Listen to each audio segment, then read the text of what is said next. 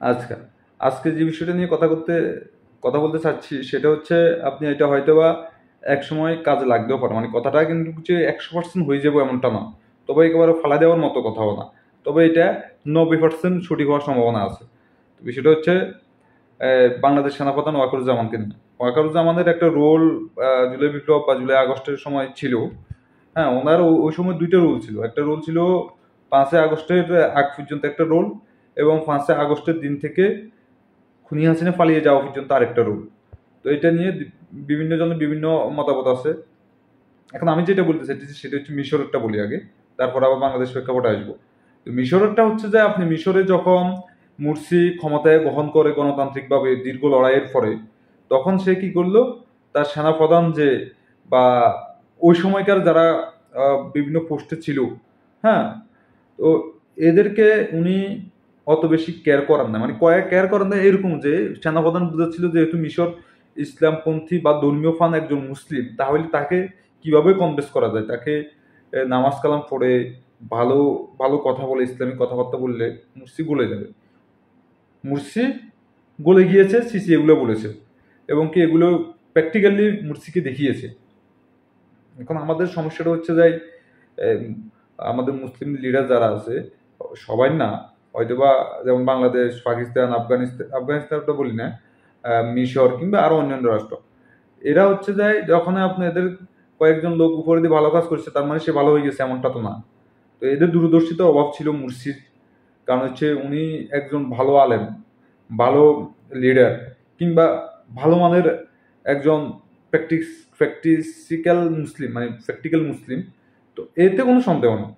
কিন্তু আপনি যখন লিডার হবেন আপনাকে দূরদর্শিতা সম্পর্কে আপনার একটা স্পাই টিম থাকতে হবে, আপনার একটা আম, গবেষণা টিম থাকতে হবে, আপনার উপদেষ্টা একটা মন্ডলী থাকতে হবে। আপনি ক্ষমতা গ্রহণ করার পরে সর্বপ্রথম কি কি কাজগুলো আপনাকে ইমিডিয়েটলি করতে হবে সেগুলো সম্পর্কে আপনার নিজেকে নিজ থেকে নিজেকে তাড়া এবং কি নিজে ঘুমাতে গেলেও এগুলো নিয়ে চিন্তা করতে হবে।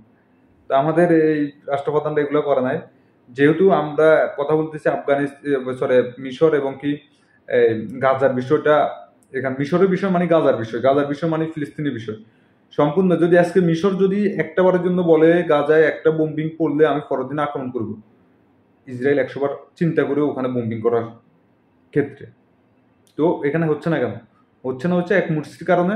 মুরসি যদি ওই সময়টায় এই সেনাপ্রধান সিসিকে সরিয়ে দিতে কোনো না কোনোভাবে, তাকে গুপ্ত হত্যার মাধ্যমে কিংবা স্পাই দিয়ে হত্যা করার মাধ্যমে কিংবা আতাতায় হত্যার মাধ্যমে যেভাবে হোক তাকে যদি সরিয়ে দেওয়া হতো তাহলে আজকের এই পর্যায়টা আমরা দেখতে পেতাম না। যাই হোক, এখন বিষয়টা হচ্ছে যে এই মুরসিকে এ, মুরসি দেখতে পাচ্ছিল যে মিশর ইসলামিক ইসলামিক রাষ্ট্রে পরিণত হচ্ছিল বা হবে। তখন যেহেতু মিশরের পাশে হচ্ছে একটা পৃথিবীর ইতিহাসে নিকৃষ্ট একটা জাতি ইহুদিরা, এবং কি ইহুদিরাও বুঝতে পারতেছে যে যেহেতু ওখানে রাফা ক্রসিং যেটা ওইটা মিশরের প্রেসিডেন্ট মুরসি যতদিন ক্ষমতা ছিল ততদিন পর্যন্ত এটা খোলামেলা ছিল। তাই তার মানে কি, তার মানে যেহেতু এটা খোলামেলা ছিল এখানে অবাধে মানুষ আসা যাওয়া করতো, এখানে ওইরকম ভাবে ইসরায়েলিরা ওখানে ছিল না। তাহলে কি হবে, ওখানে যে কোনো সময় যে কোনোভাবে অস্ত্র কিংবা খাদ্য সহযোগিতা বিতর্কিত অস্ত্র ঢুকতে পারে। এর জন্য ইসরায়েল তো আপনার এগেনস্টে সবচেয়ে পৃথিবীর সবচেয়ে খারাপ যে গোয়েন্দা সংস্থা সেটা হচ্ছে ইসরায়েলের মোসাদ তো আপনার এগেনস্টে কাজ করবে এবং কি সে তো বিতর্কতভাবে আমেরিকাকে জিনিসটা জানাইবেও।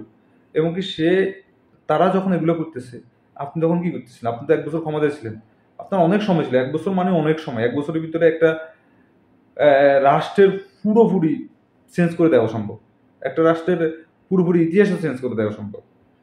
তো আপনি কি করলেন, আপনি আপনার শত্রু যারা এদেরকে চারপাশে রাখি আপনি ক্ষমতায় গ্রহণ করে ক্ষমতা চালাচ্ছিলেন। কিন্তু আপনার শত্রু তো বসে নাই, আপনার শত্রু তো আপনাকে সুযোগ বুঝে কূপ মেরে আপনাকেও মেরেছে, আপনার পুরো দলটাকে আপনার আপনার একটা ভুল বলবো না, মানে আপনাদের যারা ছিলেন ওই সময় নেতৃত্বে আপনাদের ভুলের কারণে পুরো দলের কয়েক লাখ মানুষ ঘর ছাড়া মৃত্যুবরণ করেছে ওখানে।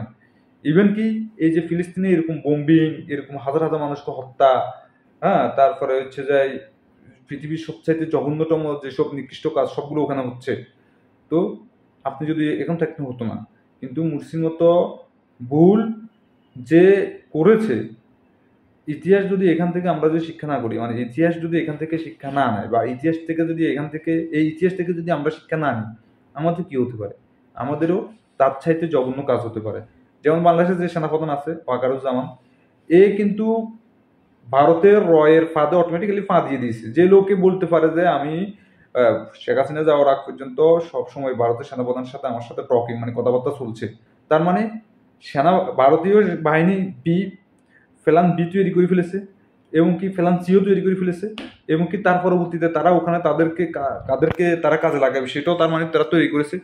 তার মানে এই সেনাপ্রধান আরো আগেই বাংলাদেশ নিয়ে খারাপ কিছু করার সম্ভাবনা ছিল, কিন্তু করতে পারে নাই। কারণ হচ্ছে বাংলাদেশের কিছু সামাজিক মাধ্যমে কিছু সোচ্চার ব্যক্তি আছে যারা এগুলো তাদের স্পাই দিয়ে বের করে এগুলো জনসমক্ষে প্রকাশ করে। আর যখন যে জিনিস প্রকাশিত হয়ে যায়, যে কোনো গোয়েন্দা সংস্থা ওইটা না করে পরবর্তীতে তারা আর একটা প্ল্যান সাজায়। তো এরকম কয়দিন হবে, কয়বার করবে? এই যে যারা সামাজিক যোগাযোগ মাধ্যমে এগুলো বের করে, তারা এক সময় তো তারাও ক্ষান্ত হয়ে যাবে। তারপরে আমাদেরকে এখনই দরকার, ইমিডিয়েটলি দরকারও সেনাবাহিনীর প্রধান ওয়াকারুজ্জামানকে বাংলাদেশ সেনাবাহিনীর প্রধান থেকে ফোর্স থেকে মানে ওনাকে সসম্মানে বিদায় দেওয়া, এবং কি শেখ হাসিনার আমলের দোষর যারা এদেরকে চিহ্নিত করে সবাইকে না হলেও যারা সবচেয়ে বেশি দোষর, যারা একবার ফ্রন্ট লাইনে ছিল কিংবা যাদের বিরুদ্ধে একেবারে সুনির্দিষ্ট প্রমাণ আছে, তাদেরকে সরিয়ে দেওয়া, এবং কি ওইসব জায়গায় দেশপ্রেমিক, এবং কি শুধু দেশপ্রেমিক না, দেশপ্রেমিক এবং প্রশিক্ষিত, হ্যাঁ, এবং ইমিডিয়েটলি তাৎক্ষণিক যে কোনো সিদ্ধান্ত নিতে হবে এরকম লোকদেরকে ওখানে নিয়োগ দেওয়া।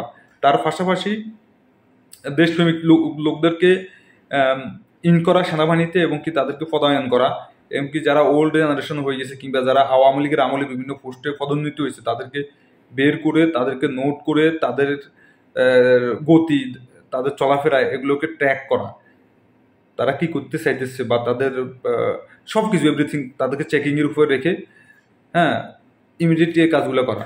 যদি এই কাজগুলো না করা হয়, এরা যে কোনো সময় যে কোনো মুহূর্তে বাংলাদেশকে ভারতের অঙ্গরাজ্য করার ক্ষেত্রে সবচেয়ে বড় অবদান রাখবে, এবং বাংলাদেশের মানুষের বা বাংলাদেশের সাধারণ মানুষ বা বিশেষ করে মুসলিমদের উপর গণহত্যা চালাবে, এতে কোনো সন্দেহ নেই। এর পাশাপাশি আজকে আরেকটা দেখলাম চারুকলাতে একটা হাসিনার একটা প্রতীকী মুক্তি সিস্টেমের একটা প্রতীকী আঁকলো, যেটা হচ্ছে খুনি হাসিনাকে রিপ্রেজেন্ট করে, ওটাকে রাতের বেলা ফুরিয়ে দেওয়া হচ্ছে। তার মানে কি এখানে প্রশাসন 100% জড়িত ছিল, গোয়েন্দা সংস্থা জড়িত ছিল, কিংবা ওখানকার ভিতরে যারা কাজ করেছে এদের ভিতরে অনেকে আওয়ামী লীগের টাকা খেয়ে হয়তো এটা করেছে বা রয়ের টাকা খেয়ে এটা করেছে। তাই এখনই আমাদেরকে সাবধান হওয়া উচিত, এখনই আমাদেরকে সঠিক ডিসিশন নেওয়া উচিত, এবং কি বাংলাদেশ ইন্টারনাল গভর্নমেন্টকে বলবো আপনারা হয়তো 2 মাস 3 মাস 4 মাস সময় নেন, তবে এদেরকে আস্তে আস্তে আস্তে আস্তে এসব পোস্ট থেকে সরিয়ে দেন। সচিবালয় থেকে আওয়ামী লীগ বা ভারতের দালাল যারা আছে এদেরকে আস্তে আস্তে সরিয়ে দেন। দেশপ্রেমিক যোগ্য লোকদেরকে ওইসব স্থানে বসান, দরকার প্রয়োজন বাইরে থেকে কিছু লোকদের নিয়ে আসেন যারা বাংলাদেশের মেধাবী, তবে এরা বাইরে চলে গেছে, এদেশে তাদের ভালো লাগে না, এদেরকে নিয়ে আসেন, এদেরকে নিয়ে আসে এসব পোস্টে দেন।